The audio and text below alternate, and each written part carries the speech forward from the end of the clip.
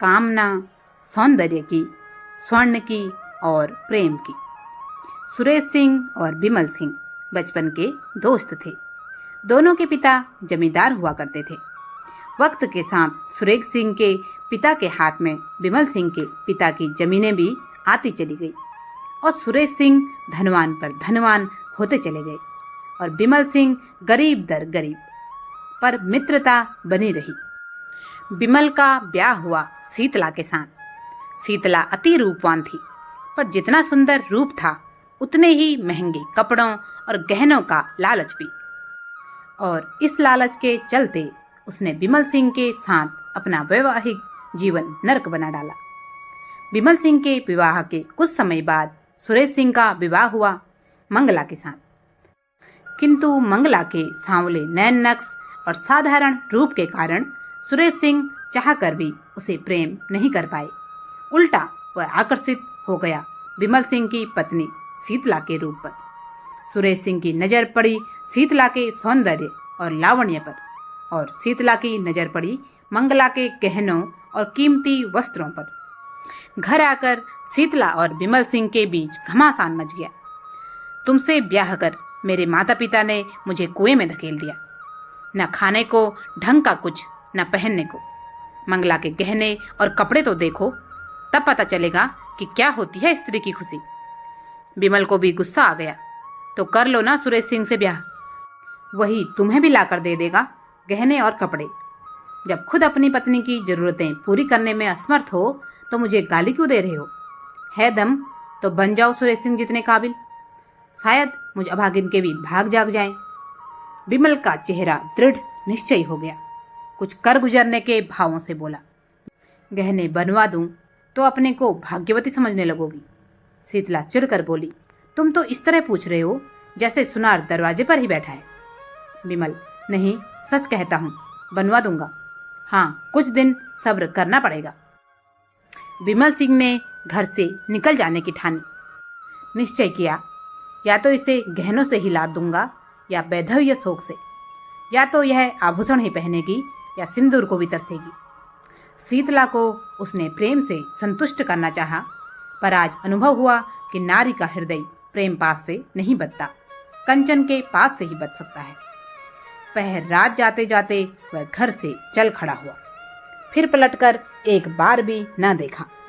वह एक बंदरगाह पे चला गया और वहां माल ढुलाई का काम करने लगा।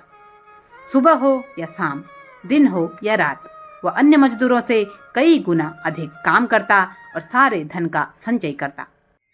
सारे मजदूर उसे देखकर आश्चर्यचकित होते कि यह इतना काम कर कैसे लेता है। किंतु बिमल सिंह कोई मजदूर नहीं बल्कि एक तपस्वी था, जो किसी खास प्रयोजन के लिए तपस्या कर रहा था। इधर जब कुंवर सुरेश सिंह को पता चला कि बिमल सिंह शीतला को छोड़कर कहीं दूर मजदूरी करने चला गया, तो उसका मन शीतला के लिए विचलित होने लगा। पहली बार उसने शीतला को बिमल सिंह के साथ ब्याह मंडप पर देखा था। तब उसने कल्पना की थी कि उसकी पत्नी भी इतनी ही सुंदर होगी, और दूसरी बार उसने शीतला को अपने ही विवाह समारोह में देखा था, और जब पाया कि मंगला सीता के आगे कहीं नहीं दिखती, तब से शीतला की मूर्ति उसके अंतर्मन में बस चुकी थी। वह बार बार शीतला से सहानुभूति जताने के बहाने उसके घर जाना चाहता था, पर मन के भीतर का चोर हिम्मत नहीं जुटा पाता। रात को चुपके से वह शीतला की तस्वीर और मंगला की तस्वीर दोनों का मिलान करता और फिर विचार करता कि आखिर ऐसा क्या है शीतला में जो मंगला में नहीं है। आखिर क्यों वह शीतला की ओर इस तरह खिंचा चला जाता है। और इन सब का परिणाम यह होने लगा कि सुरेश सिंह और उसकी पत्नी मंगला के बीच आए दिन छोटी छोटी बातों पर झगड़ा होने लगा। और एक दिन कोई बात मंगला को इतनी चुभी कि वह अपना सामान बांध कर घर छोड़कर चल दी। सुरेश सिंह बहुत पछताया, अपने मन को बहुत समझाया, संकल्प किया कि अब मंगला को प्रसन्न रखूंगा। यदि वह सुंदर नहीं है तो इसमें उसका क्या दोष। पर उनका यह सब प्रयास मंगला के सम्मुख जाते ही विफल हो जाता था। मंगला घर छोड़कर पांव पैदल घर से निकल गई। यह खबर जंगल की आग की तरह हर ओर फैल गई। एक बड़े ताल्लुकेदार की औरत के लिए यह मामूली बात नहीं थी। इस गांव से निकलकर वह उस गांव में पहुंची जहां शीतला रहती थी। शीतला सुनते ही द्वार पर आकर खड़ी हो गई और मंगला से बोली, बहन जरा भीतर आकर दम ले लो। मंगला ने अंदर जाकर देखा तो मकान जगह जगह से गिरा हुआ था।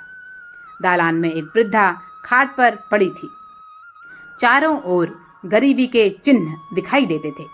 शीतला ने मंगला से जब घर छोड़ने के पूरे प्रकरण के बारे में बार बार पूछा तो मंगला ने रोते रोते बताया, आज घर छोड़कर ईश्वर के दरबार में जा रही हूँ और पूछूंगी उनसे कि तुमने मुझे सुंदरता क्यों नहीं दी, बदसूरत क्यों बनाया।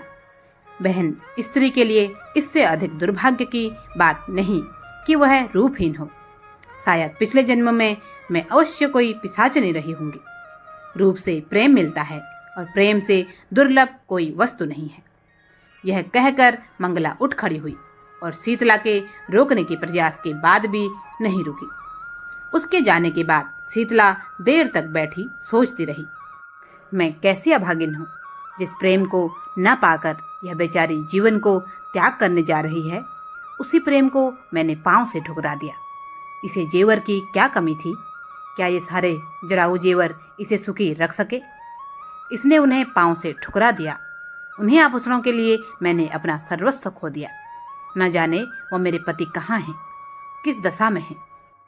बिमल को घर छोड़े 2 साल हो गए थे। शीतला को अब उनके बारे में भांति भांति की शंकाएं होने लगी थी। 8वां पहर उसके चित्त में ग्लानि और क्षोभ की आग सुलगा करती थी। मंगला के जाने के बाद सुरेश सिंह के हृदय में एक विचित्र दुष्कामना जाग उठी। शीतला का आकर्षण अब उन्हें खुलेआम न्योता देने लगा। रास्ते की सारी रुकावटें खत्म हो चुकी थी। मंगला और विमल दोनों ही जा चुके थे।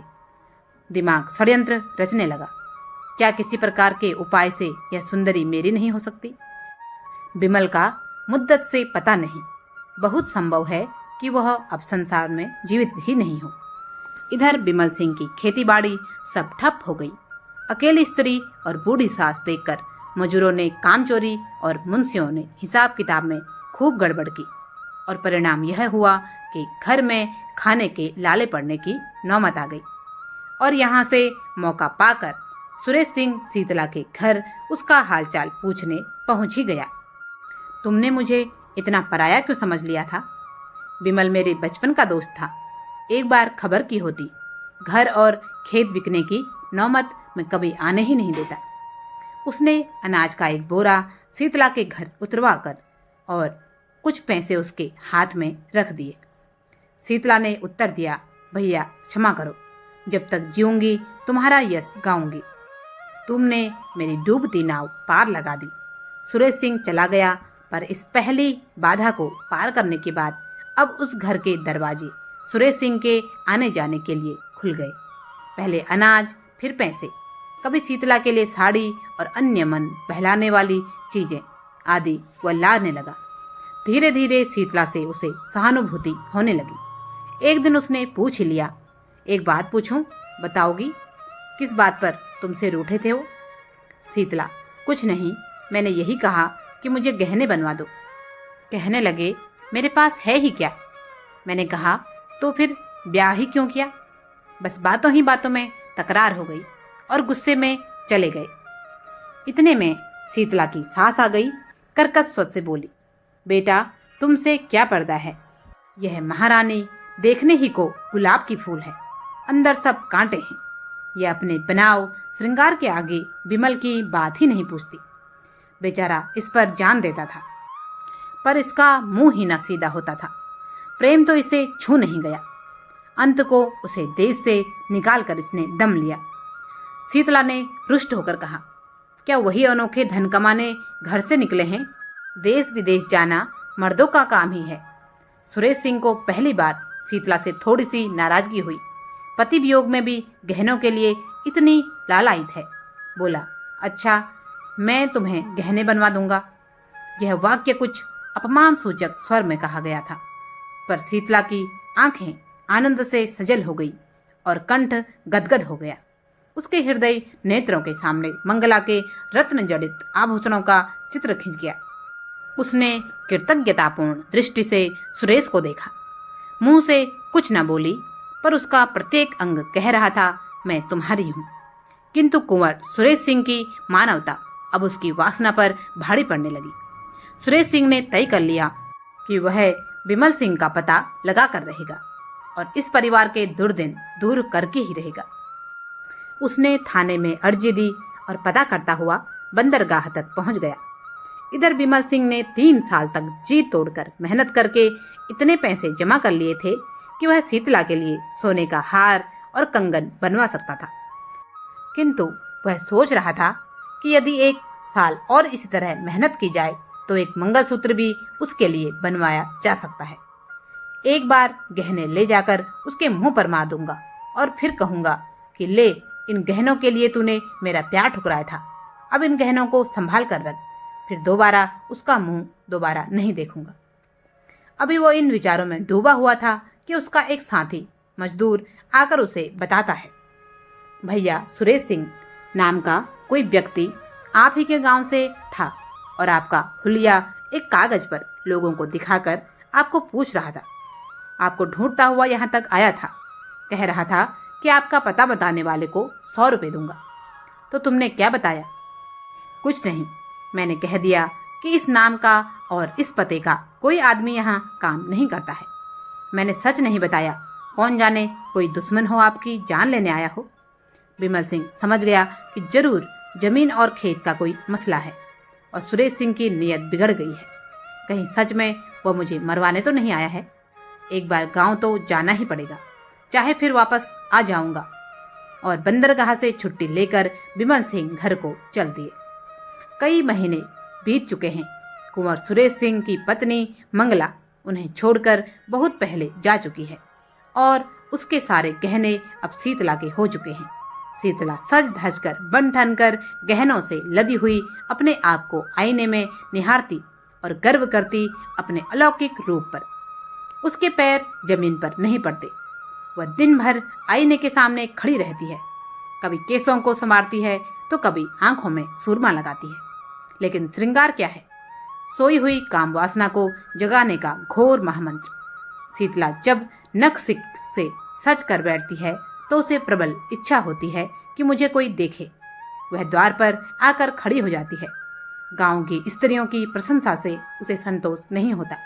गांव के पुरुषों को वह श्रृंगार रस विहीन समझती है, इसलिए सुरेश सिंह को बुलाती है। पहले वह दिन में एक बार आ जाते थे, अब शीतला के बहुत अनुनय विनय करने पर भी नहीं आते।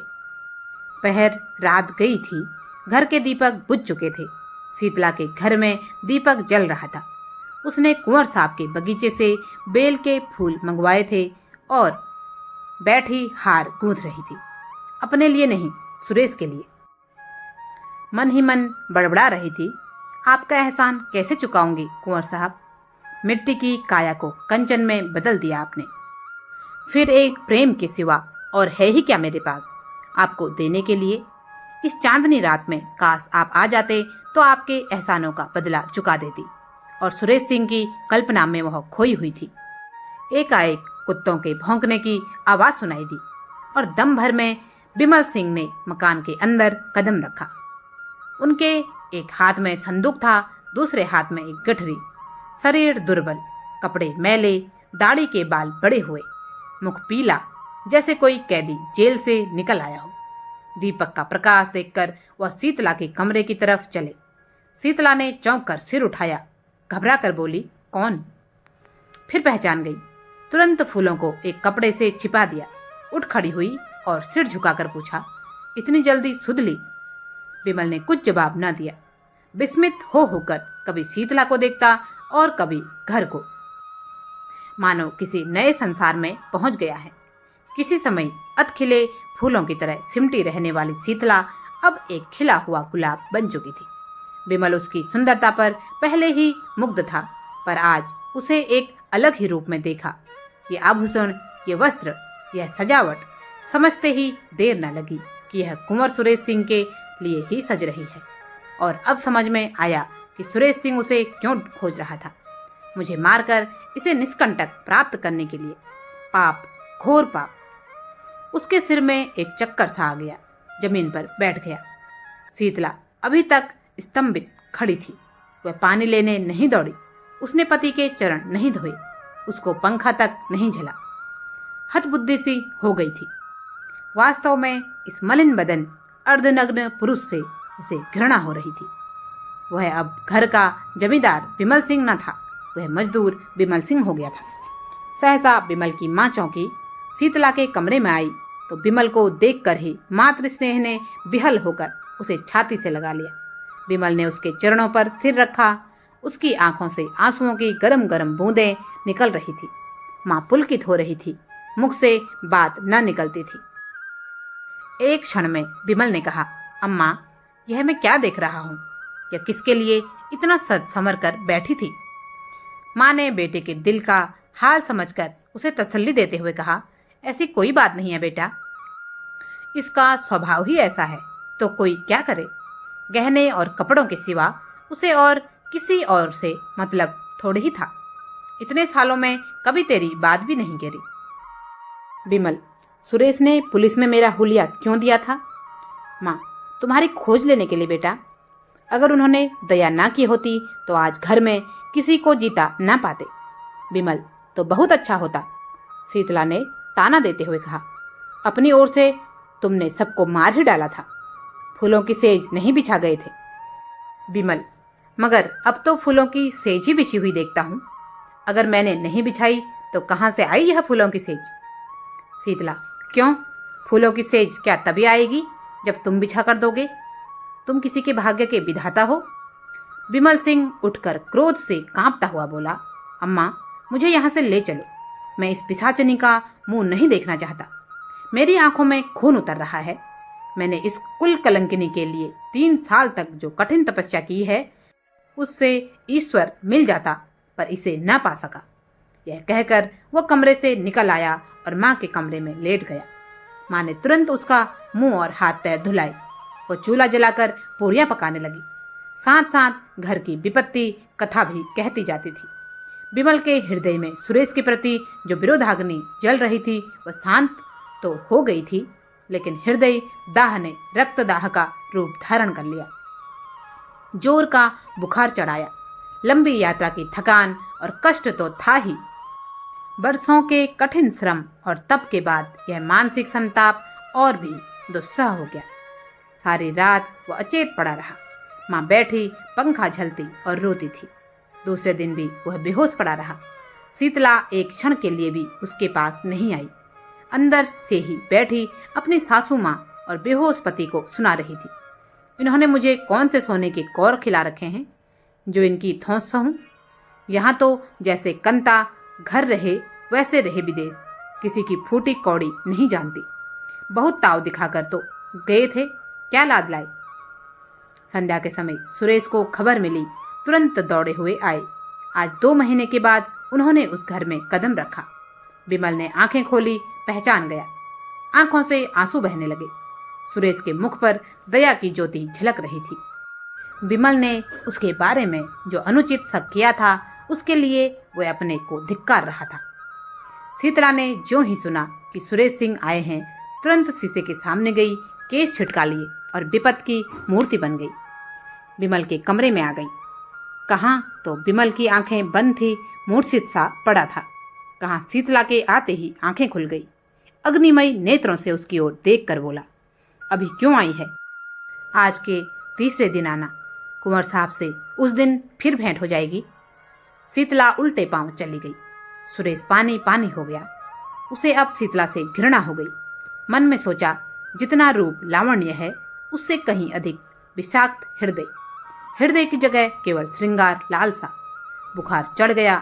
सुरेश ने डॉक्टर बुलवाए, पर मृत्युदेव ने किसी की न मानी। तीसरे दिन रात को विमल के घर से उसकी माँ का रोना चिल्लाना सुनाई दिया, जो स्पष्ट कर रहा था कि विमल सिंह अब इस संसार से जा चुका है। शीतला चौंक पड़ी और घबराई हुई मरण सैया की ओर चली। उसने मृतदेह पर निगाह डाली और भयभीत होकर एक पग पीछे हट गई। उसे जान पड़ा विमल सिंह उसकी ओर अत्यंत तीव्र दृष्टि से देख रहे हैं। बुझे हुए दीपक में उसे भयंकर ज्योति दिखाई पड़ी। वह मारे भय के वहां ठहर न सकी। द्वार से निकल ही रही थी कि सुरेश सिंह से भेंट हो गई। कातर स्वर में बोली, मुझे यहाँ डर लगता है। उसने चाहा कि रोती हुई इनके पैरों पर गिर पड़ूं, पर वह अलग हट गए। यह लीला देखकर कुंवर सुरेश सिंह का मन विचलित हो उठा। अपनी की हुई भूलों पर पछताने लगे और आज अपनी पत्नी मंगला की याद आ गई। हृदय में वास्तविक सौंदर्य उपासना का भाव उदय हुआ। मंगला में कितना प्रेम, कितना त्याग, कितनी क्षमा थी। उसकी अतुलपति भक्ति को याद करके कभी कभी वह तड़प जाता। आह, मैंने घोर अत्याचार किया। ऐसे उज्जवल रत्न का आदर न किया।